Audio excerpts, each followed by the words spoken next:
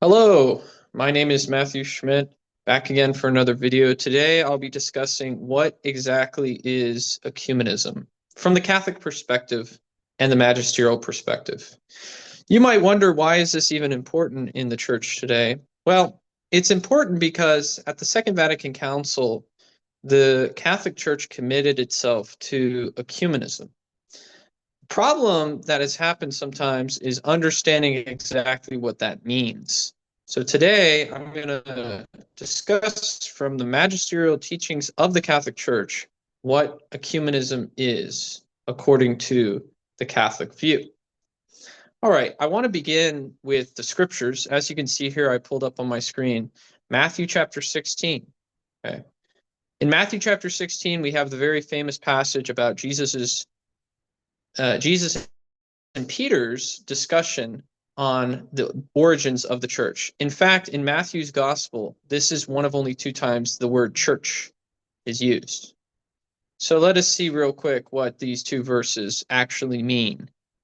Verse 18, and so I say to you, you are Peter, and upon this rock I will build my church, and the gates of the netherworld shall not prevail against it. I will give you the keys to the kingdom of heaven. Whatever you bind on earth shall be bound in heaven. Whatever you loose on earth shall be loosed in heaven. These two verses establish the Catholic Church as the one true church. Why is that? Well, firstly, the church upon which Jesus established is the church built upon Peter. Which church is still built on Peter to this day? The Catholic Church. The successor of Peter to this day is the Pope. Currently, Pope Leo XIV, the successor of Peter. I will build my church. Notice the word church is singular, not plural. Jesus did not intend hundreds of churches.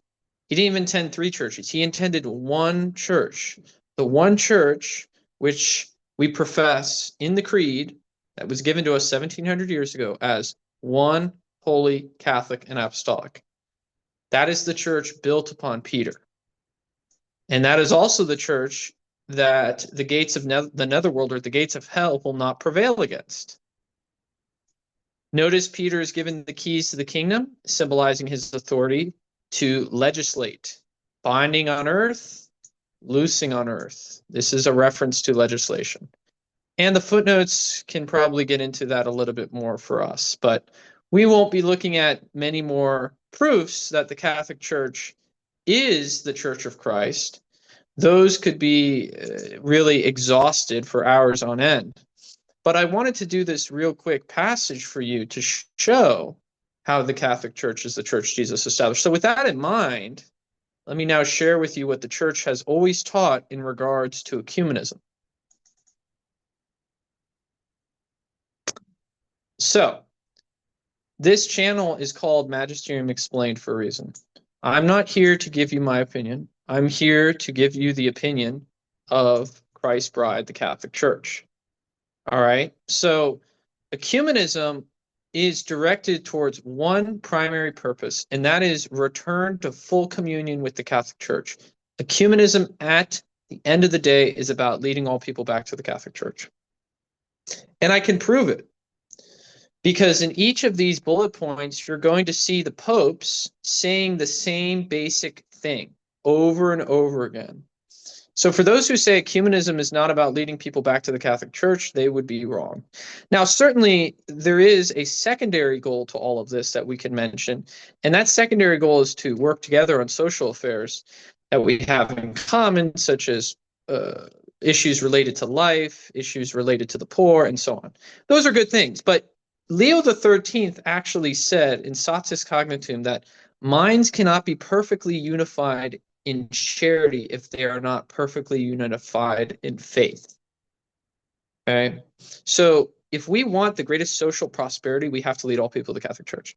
Now, let's look at a few of these quotes. I'm not going to bore you with all this, but you came for the teaching authority of the church. You did not come for Matthew Schmidt's opinion. Now, I have gone through so many documents to give you these teachings, and you can look them up online. They're all free online if you want to take a look. Pius IX sent this letter to Protestants right before the First Vatican Council. He said, "We send this letter to all Christians separated from us, with which we warmly exhort them and insistently implore them to hasten to return to the one fold of Christ." Okay, that one fold of Christ is the Catholic Church, founded on the rock of St. Peter. For even though, this is the next bullet point, by an unconscious desire and longing, they have a certain relationship with the mystical body of the Redeemer, they still remain deprived of those many heavenly gifts and helps with which can only be enjoyed in the Catholic Church. He's speaking of the Protestants. They have an imperfect relationship, right? They have a certain relationship, but it's imperfect. Therefore, may they enter into Catholic unity and be joined with us in the one organic body of Jesus Christ. May they together with us run on to the one head in the society of glorious love. It is the will of God, the church's founder, that all the sheep should eventually gather into this one fold under the guidance of one shepherd. All God's children are summoned to their Father's only home, and its cornerstone is Peter. This is John the 23rd. The man opened the Second Vatican Council. You have a lot of people out there who will say this guy was some progressive reformer and they will attack him in the Second Vatican Council. But really, he had one major goal, leading people back to the Catholic Church. And that's what the church has always taught. And he has another quote here, which I won't read, about leading people back. I want to mention Pius XI, because he gives it in very straightforward terms. "So, venerable brethren, it is clear why this apostolic see has never allowed its subjects to take part in the assemblies of non-Catholics. For the union of Christians can only be promoted by promoting the return to the one true Church of Christ, of those who are separated from it. For in the past they have unhappily left it." So you have Pius XI, Pius XII, Pius IX, all saying the same thing alongside John the 23rd. Now, for those who think that this changed after the Second Vatican Council, I have something else in store for you. I'm not going to read this quote here for you. It speaks about the Catholic Church and restoring unity, but I actually want to go down to this quote here, where Paul VI makes it even more clear that, and he is the one who closed the Second Vatican Council, but he makes it more clear that the goal of ecumenism is return to the Catholic Church. "May all those who are not yet in perfect communion with the Catholic Church and who glory in the name of Christians despite their separation from her come as soon as possible to share with us, through the help of God's grace, in that unity of faith communion that God wanted to be the distinctive mark of his disciples." The popes speak in such a way of return or coming back. That's because the Protestants separated themselves from the one holy Catholic Church, whether it's in the 16th century or for the Orthodox in the 11th century. These separations were not willed by God. Now, I have other quotes here that you can read through, pause this video, and take a look at, but I just wanted to provide these from the Magisterium of the Church, from, I want to say, like 4 or 5 popes I mentioned just now, to show you how ecumenism is directed towards leading people back to the Catholic Church. Now, of course, we have to do this in gentleness and charity, but we can never renege on this goal. We can never go back on it. This is the goal. It always will be the goal. Thank you for watching.